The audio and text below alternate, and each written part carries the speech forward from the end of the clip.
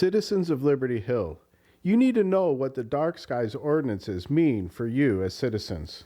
There are a lot of posts online that we are spreading misinformation, and I want to continue to encourage you to read the ordinances for yourself and to make your own decision.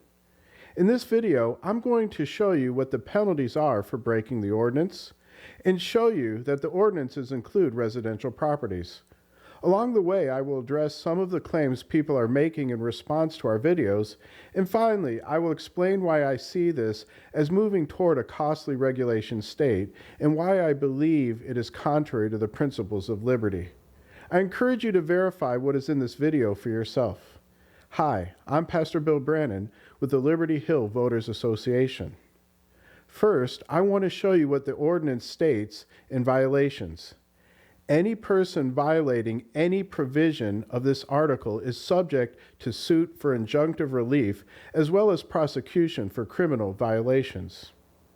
Any person violating any provision of this article shall be guilty of a Class C misdemeanor and may also be subject to suit for injunctive relief, monetary damages, and other relief as directed by a court with jurisdiction over the matter.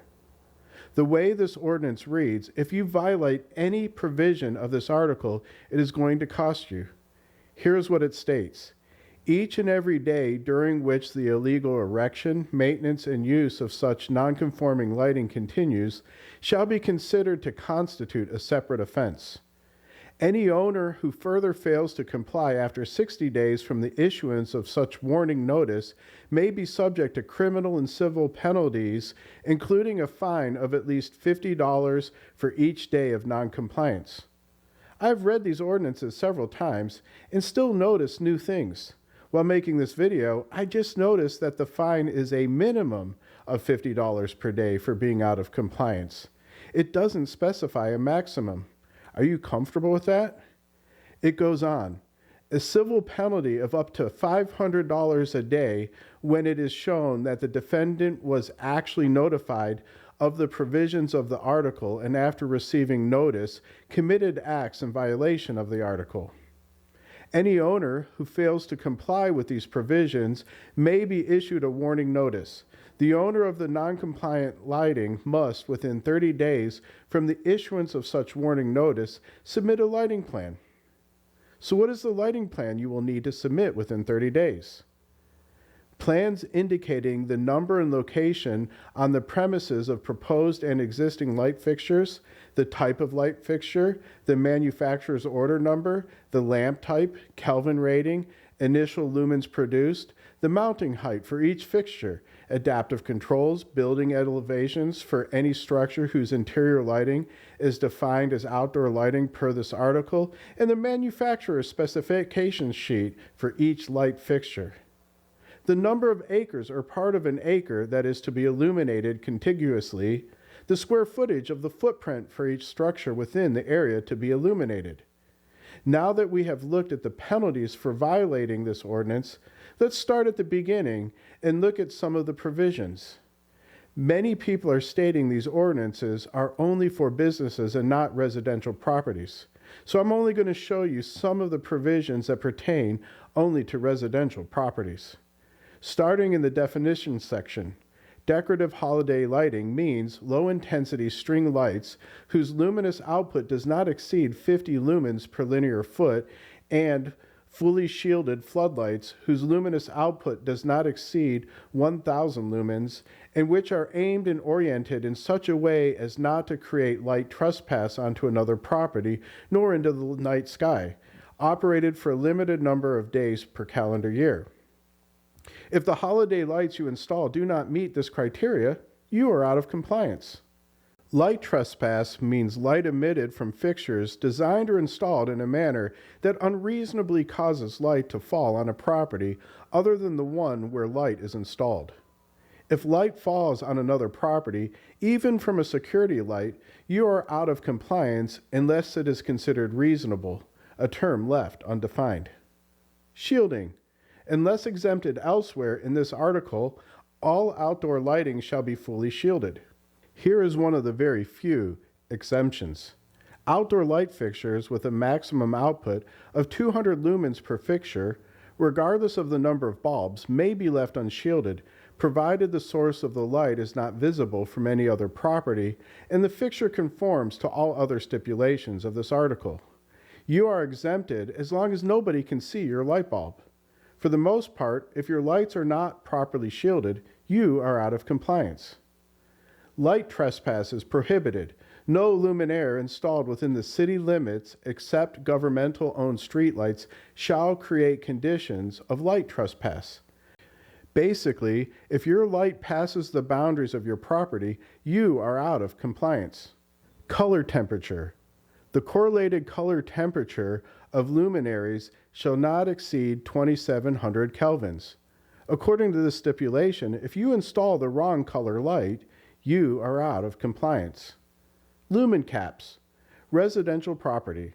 Total outdoor light output installed on any residential property shall not exceed 25,000 lumens per net acre in any contiguous illuminated area. If you have too many lumens outside, you are out of compliance. Have you calculated your total lumens? I hope you don't have a quarter acre. All of these stipulations pertain to residential properties. So, is being told that the ordinances do not apply to residential properties misinformation? After seeing everything I just showed you, you might disagree with my answer to that question. I will say no. I do not think people, even people who support dark skies, know what the regulations state. In order for it to be misinformation in the way I define it, it would be an intentional misleading of people to push an agenda. I do not think that is the case, but that is my opinion. We are also being told online that all current properties are being grandfathered in. But is that what the ordinances say?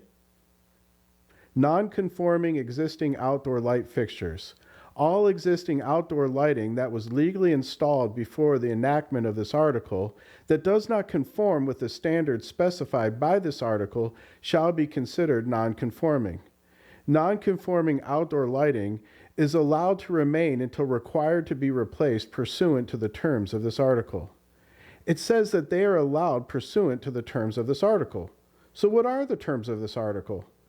Outdoor lighting on any property that is not in conformance with this article shall be brought into conformance with this article within 5 years from the date of adoption of this article. According to this, all lighting must be brought into compliance within 5 years of the adoption of this article, which means we need to be compliant by August 2027. Some are also mentioning the 10-year provision in this article. Amortization extension. Residential property owners may request from the city an amortization extension of up to a maximum of 10 years from the date a non-conforming fixture was installed, provided that the fixture was compliant with existing city ordinances at the time it was installed. The fixture cannot be brought into compliance by changing the bulb or lighting element or installing shielding. If the bulbs or other lighting elements of the fixture require replacement during the amortization period, the replacement bulbs or lighting element shall not be rated in excess of 2700 Kelvin. It is only giving a 10-year extension from the installation of the fixture, and I expect this is how they are interpreting the state law that requires giving citizens 10 years to comply, but I do not know that for certain. According to the provisions of this article, except for the very few fixtures which can be amortized, all residential properties must come into compliance by 2027. Many online are using the fact that nobody has been cited yet as proof that we are spreading misinformation, but the ordinance only goes into effect in 2027. Some claim that they do not intend to cite residential properties. Then why have all these ordinances in the first place? Let's remove them. One of the amusing things I have heard from Amanda Young is basically implying that she is already on top of rewriting these ordinances.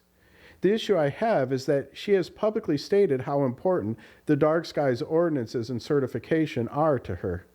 These ordinances were written in 2022 and have been worked on continuously. Both the City Council and the Planning and Zoning Committee have been working on these since 2022. They have all read these ordinances, and none of them has done anything about them. That is why we are bringing these ordinances to the attention of citizens. When Amanda tells us that they are working on the ordinances, I have a red letter version that was on the agenda that included imposing these ordinances on the ETJ and changing the curfew to 10 p.m. Neither of these provisions are in the current ordinance, but the fact that they were even in a red letter version is very concerning to me. Those in the ETJ do not have the right to vote, and yet it was suggested we force them to comply. Now I want to tell you why I am making claims like the Dark Skies Ordinances are a crusade against liberty, government overreach, or the growth of a regulation state. I love America and the fact that liberty is the founding principle of our nation. Liberty is our national inheritance. Liberty, according to our founding fathers, is not the freedom to do what we want, but is rather a balance between tyranny and anarchy. Our founding fathers would see defining liberty as the freedom to do what I want as anarchy, which is opposed to liberty. Our founders sought to find the balance. Their first attempt with the Articles of Confederation, they stated, was out of balance in the direction of anarchy. When I first read the ordinances, I developed an opinion on how regulation states are created. I suggest they develop accidentally over time in the pursuit of one noble cause after another. That would imply that liberty can be lost through well-intentioned, sincere, and good people who may love liberty in theory, but do not understand how to create it in reality. Just imagine the cost to taxpayers to enforce these ordinances. Imagine what begins when neighbors begin turning neighbors in for being out of compliance. That would be really easy in Liberty Park because almost every home has a light out of compliance right in the front. I believe that talking about liberty, understanding liberty, and the pursuit of liberty is one of the most important tasks in this hour in America so that we do not lose our inheritance. We need to recover our national identity and move once again in the direction of human flourishing.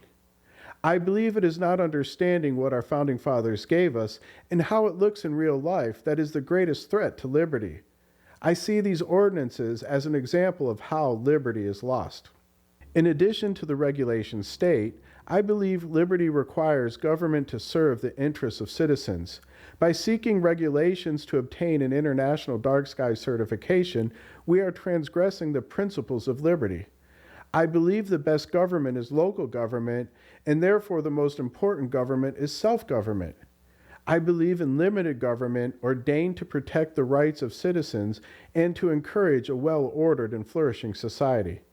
All regulations create costs to taxpayers. We have to properly judge where the benefits of regulations outweigh the cost. That is essential to pursuing liberty, which lives in the balance of tyranny and anarchy. In my opinion, the Dark Skies Ordinances tip the balance towards tyranny. Not having reasonable ordinances that serve our community would tip the balance toward anarchy. My hope is that Liberty Hill will live up to its name and be intentional about building our city on the principle of liberty.